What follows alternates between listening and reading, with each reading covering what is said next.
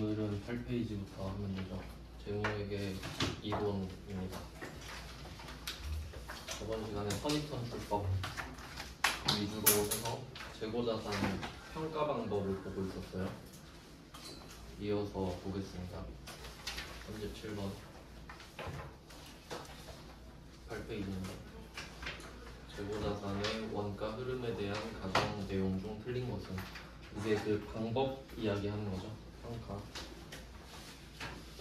1번 선지부터 볼게요. 일반적으로 선입선출법은 후입선출법보다 수익 비용 대응이 적절하다, 이렇게 되어 있는데, 그 선입선출법이 일반적으로 제일 많이 쓰이는데 그 이유가 상식적이니까 그렇죠. 먼저 들어온 게 먼저 나가는 게 당연하잖아요. 그래서 보통은 그 좀 좋게 말을 하는데, 유일하게 약간 단점처럼 언급이 되는 게 이 수익과 비용 대응의 수익과 비용 대응이거든요. 저번 시간에 한번 말씀드렸는데, 예를 이렇게 들었죠. 1월 1일부터 12월 31일이 있을 때 그냥 극단적인 예를 들었었죠. 상반기에는 물건을 사기만 하고 1월부터 6월까지는 사기만 하고, 그 다음에 하반기 7월부터 12월까지는 매출만 한다고 했을 때, 이때 첫 매출이 7월 1일에 일어나잖아요.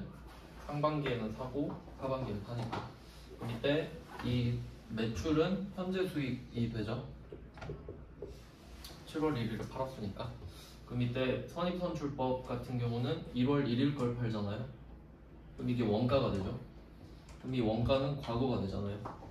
비용 이렇게 되느냐. 근데 후입선출법 같은 경우는 6월 30일에 사온 거를 7월 1일에 팔죠. 얘가 비용이 되느냐, 이런 내용인데, 그러면 이런 상황을 보면 후입선출법을 쓴다고 하면 하루 차이가 나니까 수익과 비용이 대응이 된다고 볼 수 있겠죠. 하루니까. 근데 그에 비해서 1월 1일은 6개월 차이가 나니까 좀 부적절하다 이거죠. 그러니까 선입선출법을 쓰면 1월 1일에 산 걸 7월 1일에 팔 거 아니에요. 후입선출법은 6월 30일 걸 7월 1일에 파는, 약간 이런 식으로 생각하시면 돼요. 네, 기억을 하기 위해서. 그래서 선입선출법 문제 풀 때는 안 좋게 말하는 게 이거 하나밖에 없어요. 수익과 비용 대응이 부적절하다, 이렇게 되거든요. 네, 그래서 1번이 틀렸어요. 네, 보통 부적절하다라고 나옵니다. 그러면 나머지는 다 맞는 말들일 건데 한번 보겠습니다. 2번 이동평균법은 상품을 구매할 때마다, 이렇게 돼 있죠. 그러니까 이동이랑 구매할 때마다 이 두 개만 표시하면 되거든요. 그러니까 평균이라는 게 말 그대로 평균을 구하는 거예요. 전체 평균을 구하는 방법이 두 개 있었죠. 그러니까 시간상으로 이렇게 1년이 지난다고 했을 때 1월 1일부터 12월 31일까지, 그러니까 여기서는 구입할 때라고 돼 있는데 팔 때도 마찬가지입니다. 그러니까 살 때도 그렇고 팔 때도 그렇고, 왜냐하면 이제 이동이라는 개념을 봤을 때 수량이 바뀐다는 거잖아요. 그러면 사올 때는 수량이 느는 쪽이고 팔 때는 수량이 빠지는 쪽이죠. 그래서 이동은 구매 또는 매출 판매, 이렇게 보셔도 돼요. 그러면 이동평균법은 수량이 바뀔 때마다고, 그리고 한 개 더 있었죠. 총평균법. 얘는 평균을 딱 한 번밖에 안 하잖아요. 그 이유가 12월 31일에 수량을 딱 한 번 파악해서, 방법이랑도 관련이 있었죠. 그래서 이번에 이동평균법은 계속기록법이랑 같이 메모를 해주시면 좋겠죠. 계속기록법을 쓰는 상태에서 가중평균법을 쓰면 이동평균법이 되니까. 이것도 꽤 나옵니다, 지문으로. 그럼 반대로 총평균법은 실지재고조사법이랑 어울리는 방법이었죠. 저번 시간에도 나왔었습니다. 네, 그렇게 됐어요. 그 다음은 3번이죠. 37번에 3번. 후입선출법은 재무상태표보다는 손익계산서에 충실한 방법이다. 이제 이런 게 조금 난이도를 높이는 질문인데, 그러니까 궁극적으로 뭘 원하는지를 봐야 되거든요. 재무상태표에 나오는 게 자산부채 자본이고, 손익계산서가 수익 비용이잖아요. 그럼 이걸 전체를 말하는 건 아닐 거고 이렇게 생각하시면 됩니다. 그 재고자산의 운명을 한번 생각해봐요. 재고자산은 팔린다 안 팔린다거든요. 팔린 거, 남은 거 이렇게 볼 수 있죠. 이거밖에 없거든요. 이거 당연히 이거 외우는 거 아니죠? 그 밑에 팔린 거는 매출원가잖아요. 팔렸으니까 매출액을 위해 희생됐죠. 매출원가는 비용이잖아요. 이렇게 되고, 그러니까 여기서 손익계산서는 매출원가 말하는 거죠. 팔린 거. 남은 건 뭐예요? 남은 건 기말재고니까 자산이죠. 뭐 이런 느낌이잖아요.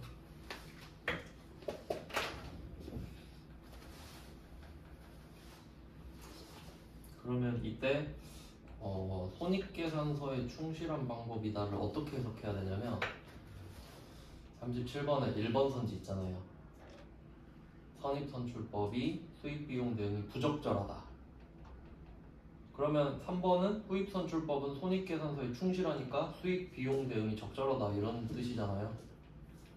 좀 너무 꼬아놓긴 했는데 뭐 이해되시죠? 그런 말을 하고 있구나. 그러니까 조금만 들어가 보면은 1번과 3번이 충돌한다는 걸 알 수 있죠. 둘 다 맞을 순 없잖아요. 하나만 충실해야지. 네, 그래서 3번은 조금 어려운데 한 번만 숙지해 두시면은 계속 풀 수 있습니다. 그러면 선입선출법은 뭐라고 나오고 있어요?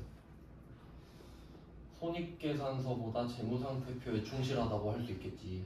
그 정도는 응용되시죠? 반대니까. 네, 그 다음에 37번에 4번. 개별법은 보너스죠, 그냥.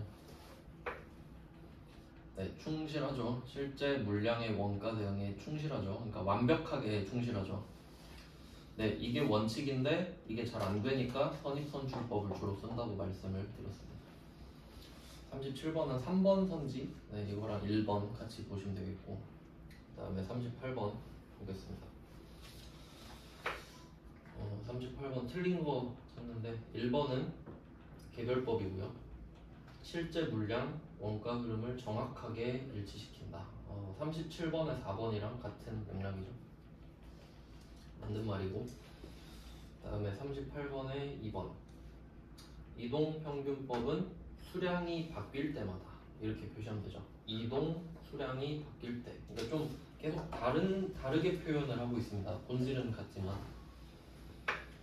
그리고 얘는 하나 더 말했죠. 실지재고조사법 이걸 내잖아요. 잘 생각해 보시면 실지재고조사법은 12월 31일에 창고에 가서 실지재고를 조사하는 거죠. 12월 31일에 창고에 가는 거예요. 그럼 내가 그 전엔 창고를 안 갖고 수량을 모르잖아요.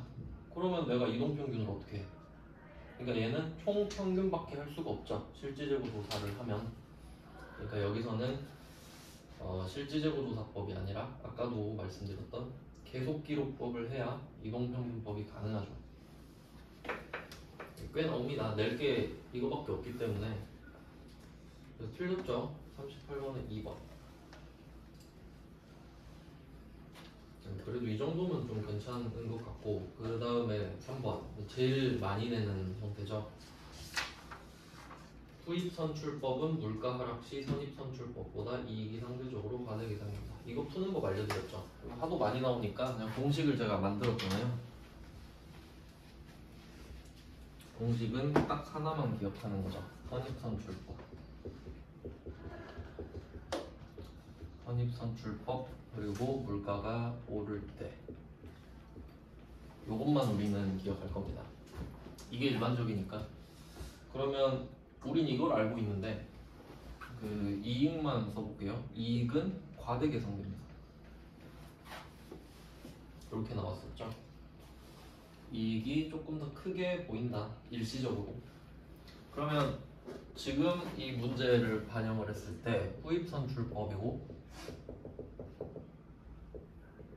물가가 하락하고 있어요. 방향을 본다 그랬죠? 후입선출법은 선입선출법의 반대입니다. 그럼 화살표를 한번 바꿔요. 그럼 이익이 커 보였는데 작아 보이겠죠? 후입선출법이면. 근데 이건 후입선출법인데 물가가 그대로 오를 때거든요. 근데 물가가 떨어질 때로 또 바뀌었죠. 그러니까 얘는 두 번 바꿔야 되잖아요. 똑같죠, 그러니까 이익이 과대 계상되는 거 맞습니다. 이걸 4개를 다 외울 필요는 없다 그랬죠. 딱 하나만 기억하면 됩니다. 선입선출법이 물가가 오를 때. 그리고 그 순서는 이것까지 하나 더 알아두시면 좋은데, 요거는 뭐 저번 시간 했으니까 이거 보시고, 그리고 그 순서가 정해져 있거든요. 이것도 하나 같이 외워두시면 좋아요. 선이총후 이렇게 돼 있는데, 선이총후 요거 순서대로 가거든요. 뭐 이름이라고 하면 당연히 선은 선입선출법이고 후는 후입선출법입니다. 그러니까 얘네들은 양 끝에 있죠. 서로 상관되는 개념이니까. 근데 이 사이에 있는 게 뭐냐면은 이동평균법이랑 총평균법이거든요. 그러니까 얘네들은 가중평균법입니다.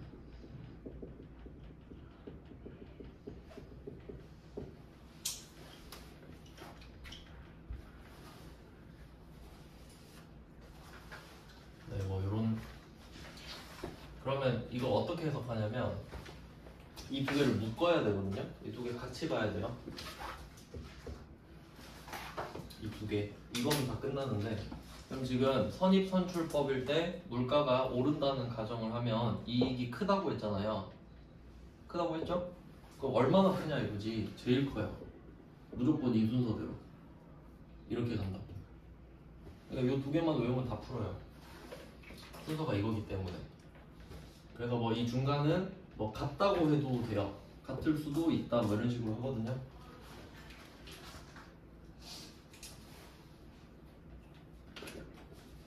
네, 이렇게 보시면 돼요.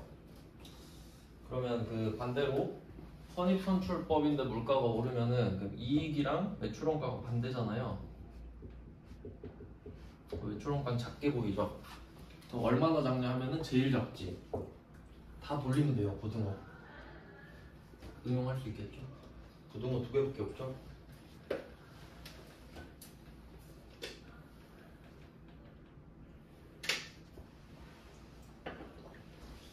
네, 이런 식으로 풀어주시면 됩니다.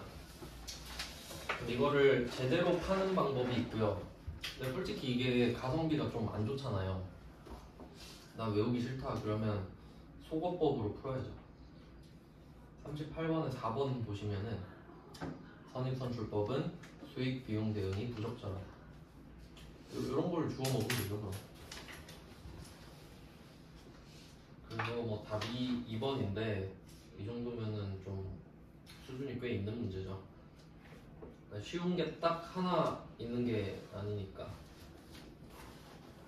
답이 딱 보이는 문제가 아니죠. 38번은 전반적으로 알아야 됩니다. 2, 3, 4가 중요했죠. 근데 38번에 4번도 사실 쉬운 문제죠. 외우면 되니까. 선입선출법의 유일한 단점. 그 다음에 39번이죠. 틀린 거 찾아요. 1번 재고자산은 정상적인 영업과정에서 판매 목적. 좋은 말이죠. 그 다음에 2번 수량. 이것만 표시하면 돼요. 수량. 재고자산 하면 딱 2개 떠올려야 되죠. 수량 단가. 얼마짜리가 몇 개 있냐. 그럼 39번에 2번은 몇 개 있는지 물어보는 겁니다.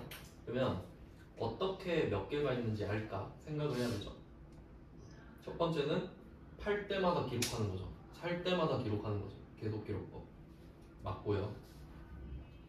실지재고조사법은 기록 안 하다가 창고 가서 세는 거죠. 근데 이 2개를 둘 중에 하나만 쓰는 건 말이 안 된다 그랬어요. 2개 중에 하나만 쓰면 감모량을 모른다 그랬죠. 그래서 혼합법은 2개를 같이 쓰는 거죠. 그래서 혼합법을 써야 재고자산 감모 손실을 알 수 있는 거 아시죠? 그래서 당연히 혼합법 쓰는 겁니다. 그러니까 방법이 3개 있다라기보다는 그냥 2개가 있다고 보는 게 맞다고 알려드렸죠. 2번도 맞는 말이고요. 수량, 계속기록법, 실지재고조사.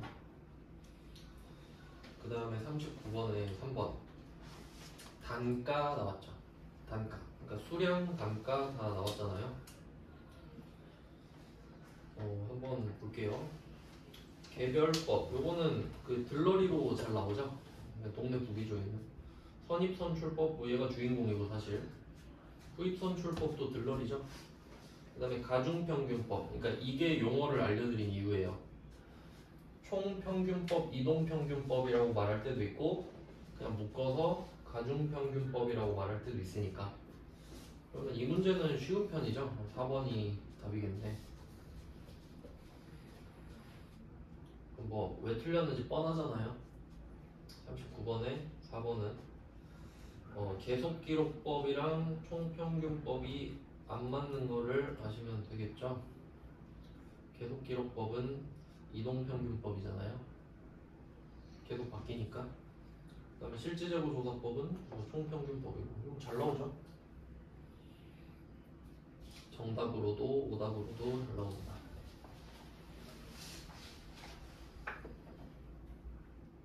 선생님 9번도 받고 이제 어느 정도 다 겹치죠. 그 다음에 40번 평균법이라고 말을 하는데 이게 가중평균법입니다. 기초재고와 기중의 매입 또는 생산한 재고가 별도의 구분 없이, 평균은 이 정도 생각하시면 돼요. 별도의 구분 없이 평균을 쳐버리니까. 그러니까 선입선출법이면 먼저 들어온 거, 그 다음 들어온 거 이렇게 따지는데 평균은 가격을 그냥 통쳐버리죠. 그래서 뭐 구분이 없다 정도. 그리고 가정이라는 말도 나오죠. 가정. 가격이 평균으로 내가 보는 거지 가격이 똑같아지는 건 아니죠. 그럼 1번인가? 다른 애도 좀 볼게요. 40번 맞는 거 찾는 거죠. 그다음에 2번 제품의 기말 재고가 과소 계상되면 이익잉여금이 과대된다. 이것도 솔직히 좀 주워먹는 문제인데 저번 시간에 알려드렸죠. 결국 다 적는데 답 다 나왔죠.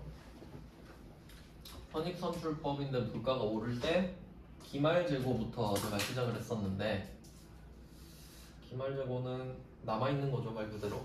그럼 선입선출은 먼저 사온 걸 먼저 팔았기 때문에 최근에 사온 게 남아있잖아요. 근데 물가가 오르고 있으니까 최근에 남은 게 비싸겠지. 뭐 이렇게 해석이 되는데 그러면 얘는 기말 재고가 비교적 크다. 후입선출법에 비해. 그 다음에 매출원가는 얘 둘은 절대 반대라 그랬죠. 얘 둘은 방향이 같을 수가 없다 그랬죠. 팔렸거나 남았거나 하니까. 그러면 방향이 반대고.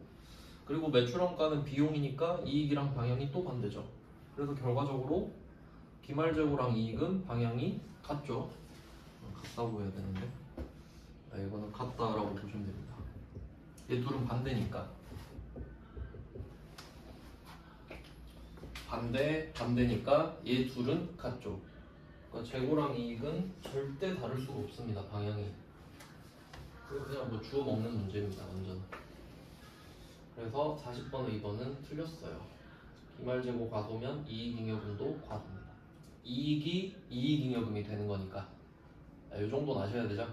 그러니까 이익잉여금이 이익은 아니에요. 자본이죠. 근데 이익이 이익잉여금이 되잖아요.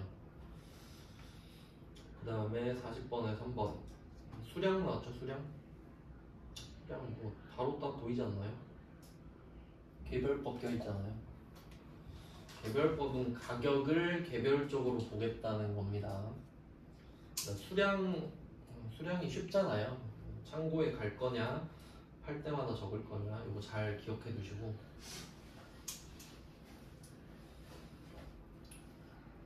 그 다음에 40번에 4번. 이것도 한번 살짝 알려드렸는데, 정상 표시할게요. 정상이면은 말 그대로 정상적인 거거든요. 영업의 비용? 이거랑 안 어울리죠. 저번 시간에 썼는데 이거 알고 있으면은 좀 주워 먹을 수 있는 게 많아요. 자, 비용은 자산의 감소죠. 그러면 이 중에 두 개가 있다고 했잖아요. 정상, 비정상. 정상은 원가, 비정상은 손실. 뭐 이 정도? 그럼 자산이 없어지는 게 비용인데 우리가 물건을 파는 거는 정상적인 비용 맞죠? 내가 이 물건을 주고 돈을 받으니까. 그래서 그거는 정상이고 매출 원가잖아요. 원가성이 있다, 정상 이런 말로 표현을 하고. 근데 없어졌어요. 상했어. 그럼 그냥 없어진 거죠.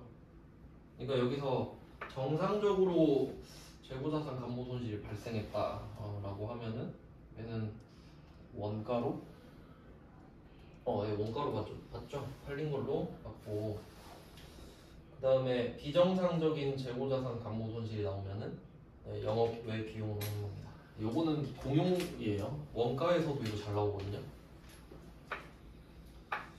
그리고 그 감모손실 하면 수량이 빠진 거죠. 감모손실은 수량이 빠진 거죠. 그리고 얘랑 비슷한 거 있었죠. 평가손실. 이것도 같이 적어놓읍시다. 감모손실 같은 경우는 정상과 비정상이 있었죠. 수량이 없어지는 거에 대해서. 근데 평가손실은 무조건 매출원가죠. 그것도 나올 수 있습니다. 이거 물어봤으니까 세 개 같이 외우시는 게 좋겠죠? 그러니까 평가는 좀 외운다고 하는 게 맞겠죠. 가격이 떨어졌는데 팔린 걸 보니까. 평가는 정상 비정상 없어요. 그냥 평가 손실이에요. 네, 이렇게만 말 문제가 있었고 거의 다 비슷비슷합니다. 선입선출법 위주로 공부를 하시면 되겠고, 그 다음에 41번 이런 거는 계산 문제인데 이거 T계정으로 하면 되거든요. 한번 해볼까요? 이게 세무 읽으면 시간이 좀 많다 보니까 90분이면은 적지 않죠.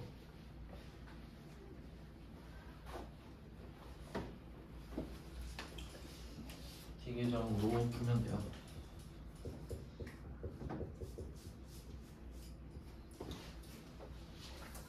요거를 이렇게 놔두고 풀기는 진짜 쉽지 않거든요. 기초 10만원. 아예 계산은 제끼셔도 되고요.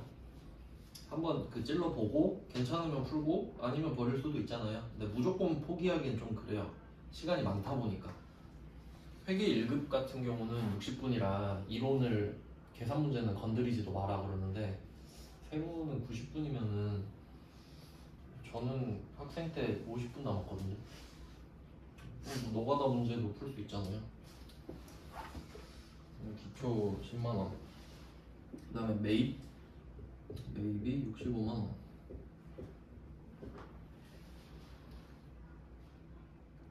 그 다음에 기말은 어떻게 될지 모르니까 좀 밑에 써볼게요.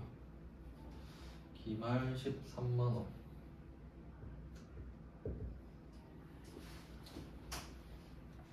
네, 일단 확실한 것만 적었습니다. 이 정도는 할 줄 아시죠? 여기서 뭘 파악해야 되냐면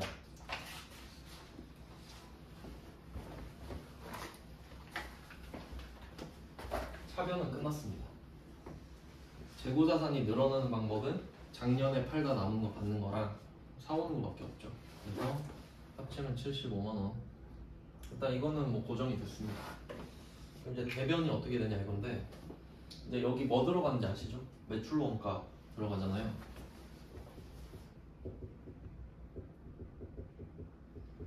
매출 원가 팔린 거, 남은 거. 그럼 이제 매출 원가를 알려달라 하는데 뜬금없이 이상한 거 알려주죠.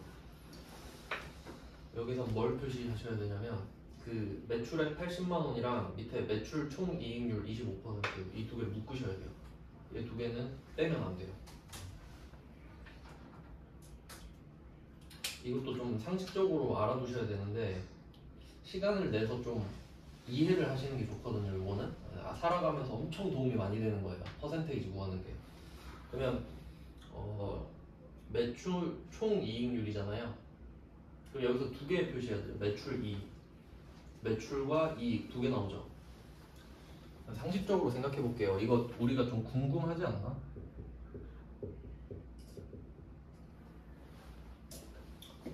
그러니까 매출액이 얼마인데 그 중에 얼마 남았는지 궁금하지 않아요? 내가 장사한다고 하면 그럴 거 아니에요. 여러분이 삼성전자 주식을 사도 삼성전자가 얼마를 벌었고 얼마가 남았는지 궁금할 건데 그거 구하는 거잖아요. 그럼 그게 25%라고 그러죠. 그럼 답 나오죠. 매출액이 80만 원인데 이익은 X고 이게 0.25다. 요건 산수니까 산수 잘하시면 풀어보시고 난 산수 못한다 그러면 버려야죠 뭐.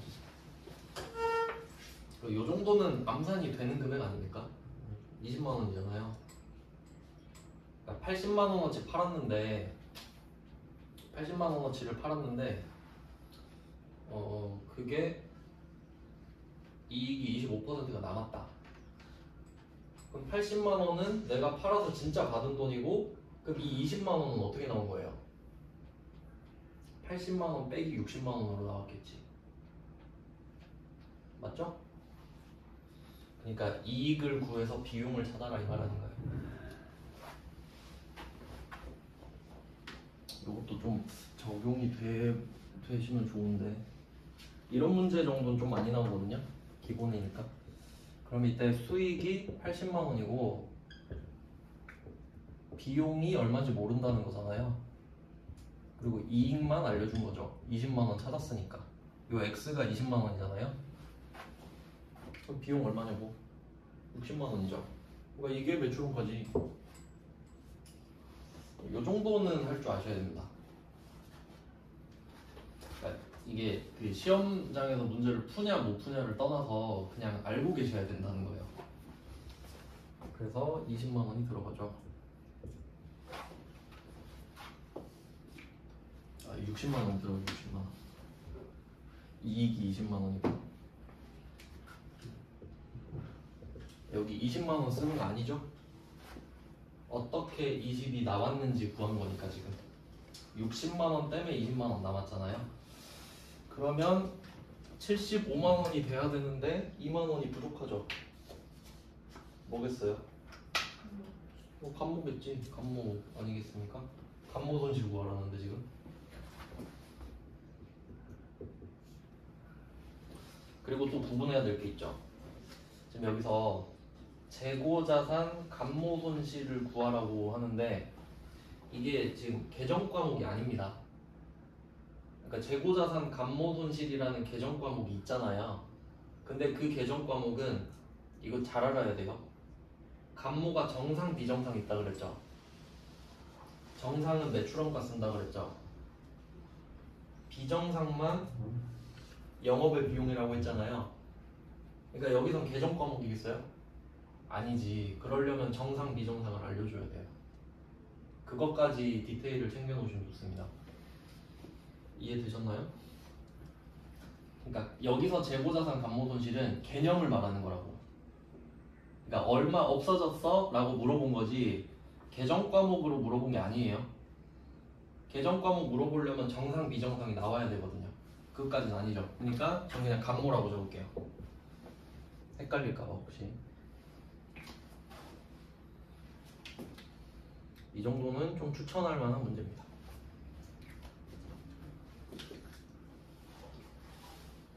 앞으로 여러분이 살아가시면서 매출 총이익률이 25% 나옴 그게 뭐예요? 이러면 좀 힘들 확률이 좀 있어서 네, 답 2번 2만원 구했습니다. 맞죠? 금액 암산 잘 못해서. 그 다음에 42번 가겠습니다. 42번 이거는 반드시 맞춰야 됩니다. 이건 주는 문제죠. 근데 이 저도 못 먹는 경우가 있는데 여기서 딱 두 글자만 표시하면 뭐겠어요? 평가. 평가만 딱 표시하세요. 평가. 뭐 평가 손실까지 하셔도 되고.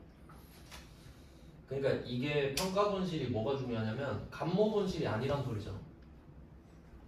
평가 손실이란 소리는 간모 손실이 아니다라는 걸 물어본 거예요. 그러니까 뭐랑 헷갈릴지를 알아야 되잖아요. 자, 그러면 평가는 단가죠. 간모 손실은 수량이고 평가 손실은 단가인 거 아시죠? 그럼 지금 가격이 떨어진 이야기 하고 있겠네? 그럼 답이 뭐겠습니까? 2번 아니에요? 아니, 가격이 떨어진 게 평가 손실인데 가치가 가격이잖아요. 물론 가치와 가격이 뜻은 다른데 뭐 그런 좀 그렇게까지 비교하진 않겠죠. 가격은 프라이스고 가치는 밸류긴 한데 뭐 같은 뜻이겠죠 여기서는. 그러면 나머지 한번 볼까요? 분실, 도난, 파손. 이건 수량이 없어진 거예요. 이것도 한번 생각해 보면은, 그러니까 분실과 도난은 확실하죠. 그러니까 예를 들어서 여러분이 물건을 10개 갖고 있었어요. 근데 한 개 분실했어요. 누가 도난한 거예요. 그러면 이거는 확실히 한 개가 없어진 게 맞죠. 근데 파손이 좀 애매할 수 있는데 잘 생각해 보세요. 여러분이 물건을 팔아요. 근데 한 개가 파손된 거예요. 그럼 이 물건을 파나요? 싼 가격에 팔아요? 물론 그럴 수도 있는데 안 좋아하겠죠 소비자가. 그럼 파손되면 못 파는 거 맞죠? 그러니까 수량이 빠졌다고 봐야지. 그러니까 이거 파손 잘못 생각하면은 평가손실로 생각해 버릴 수 있거든요. 그런 개념이 아니죠. 한 개가 일단 없다고 생각해야죠. 그리고 가능하다면 좀 싸게 팔아볼 수는 있지만 정상적인 재고에서 빠지는 겁니다. 네, 그 다음은 9페이지로 갈게요.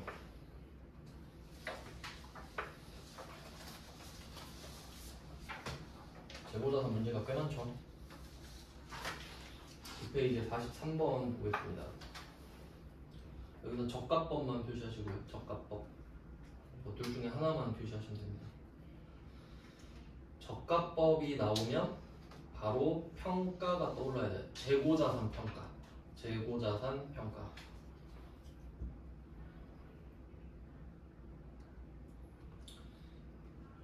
네, 그 다음에 44번도 바로 볼게요. 44번도 저가법 있죠. 43번이랑 44번이랑 똑같거든요. 두 개는 연결해 놓으시고요. 이렇게 비교하면은 답 찾기가 더 쉬워집니다. 자, 그럼 저가법은 그 공식으로 알려드렸었는데, 저가법은 평가손실을 구할 때 찾는 거고, 공식은 미니멈 원가 시가. 원가 시가. 되게 간단하죠? 근데 항상 말씀드리지만 공식을 외우는 거를 중요하지 않아요. 적용을 시키는 게 중요하죠. 이게 무슨 의미인지 알아야 되죠. 그럼 이게 장부 금액을 찾잖아요. 장부 금액. 그러니까 기본적으로 장부에 적는 거니까 장부 금액이에요.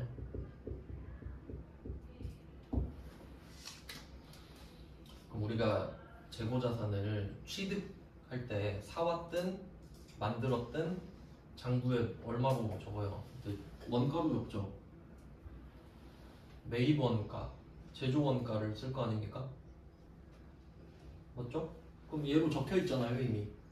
그럼 지금 가격이 바뀌려면 시가가 원가보다 떨어져야 된다는 소리죠. 그러니까 시가가 원가보다 높잖아요 당연히. 안 그럼 내가 장사를 왜 합니까?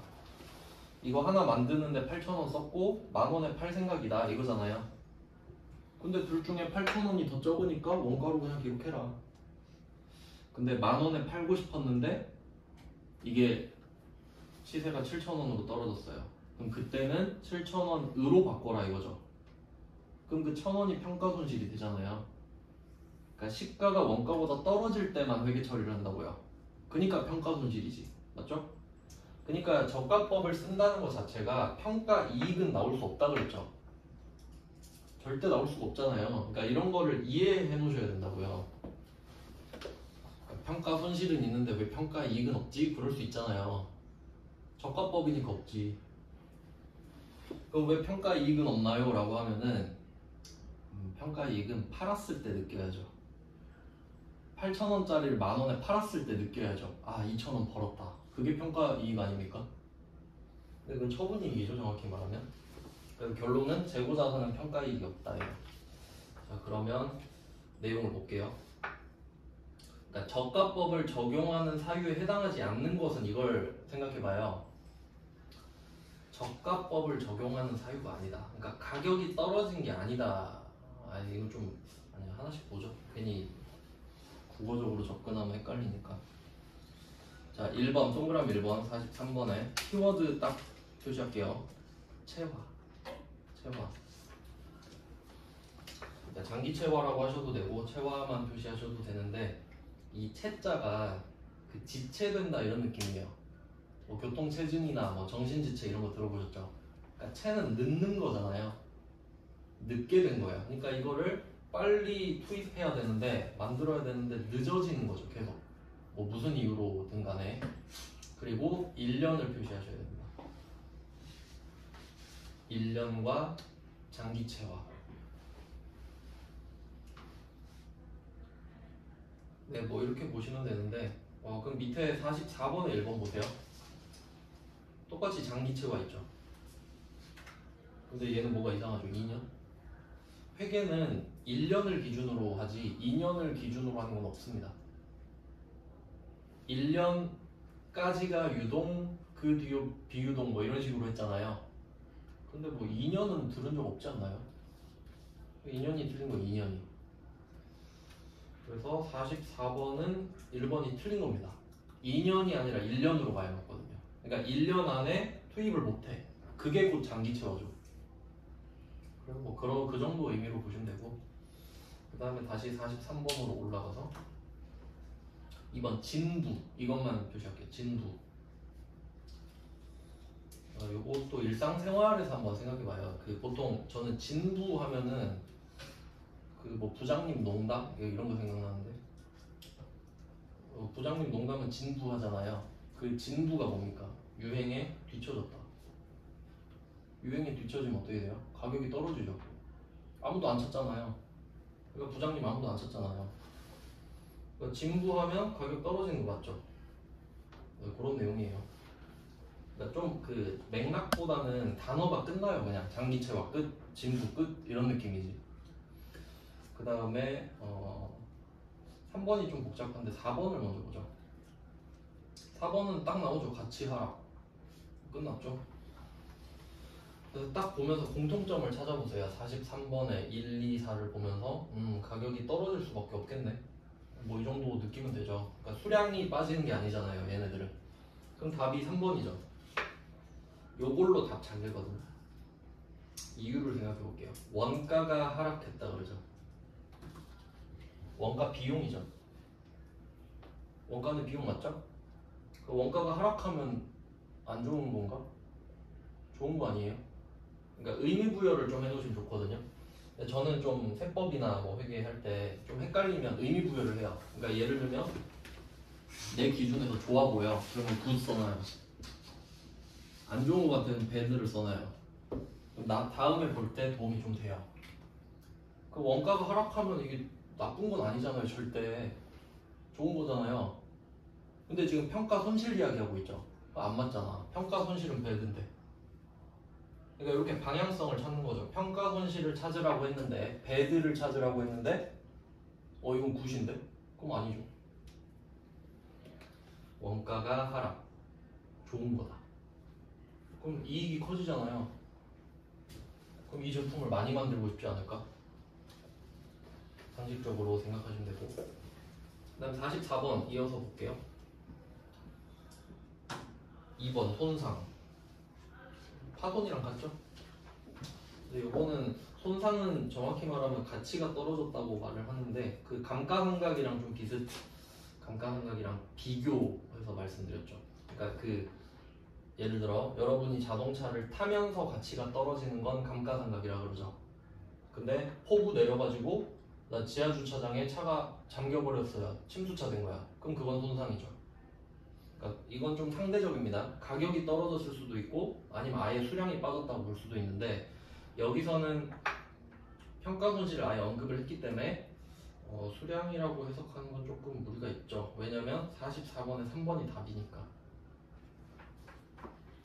3번 원가 상승이죠.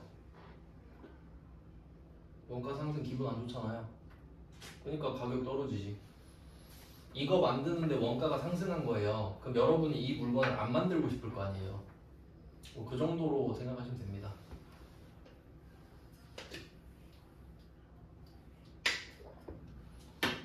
네, 이렇게 하면 재고자산을 한 개 더 있네.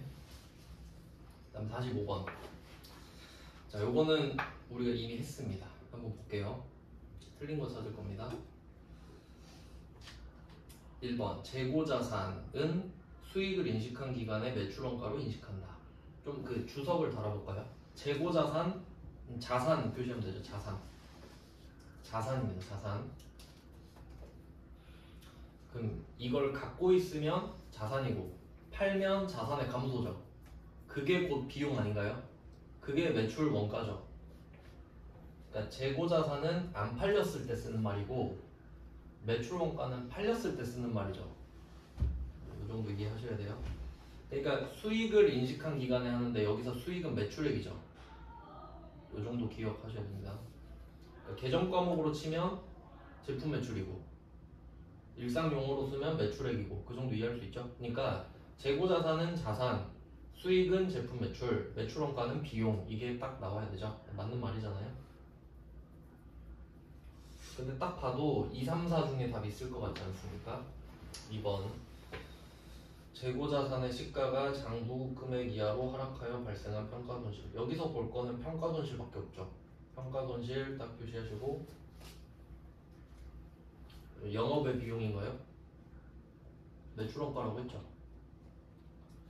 그러니까 가격은 떨어질 수도 있는데 가격이 회복될 수도 있잖아요. 수량은 절대 회복되지 않죠. 누가 훔쳐갔는데 갖다 놓고 그런 경우 없으니까. 그래서 얘는 팔린 걸로 팔아. 그냥 미리. 이런 내용이었죠.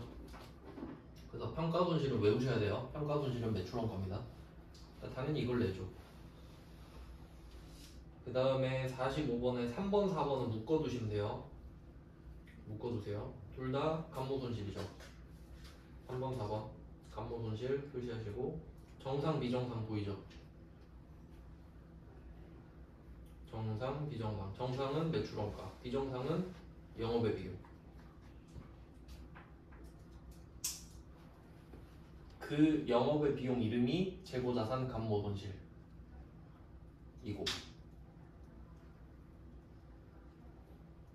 그리고 그 감모가 비정상으로 발생하면은 적요 8도 같이 나오는 거 아시죠? 네, 붕괴까지 같이 떠올리면 제일 좋죠. 사실 붕괴를 하면서 보면 좋은데 뭐 적요 8은 아시니까 그냥 말로 하겠습니다. 네, 이렇게 하면 재고자산 파트가 끝이에요. 꽤 많죠? 그러니까 공략을 잘 해주세요. 좀 나올 확률이 높습니다. 아니면 전략적으로 포기를 하셔도 되고 그냥. 근데 원가랑도 좀 맞물리거든요. 일단 여기까지 여기서 사실 네, 이거는 이따가 하죠. 네, 지금부터 10분 쉬고 58분부터 볼게요.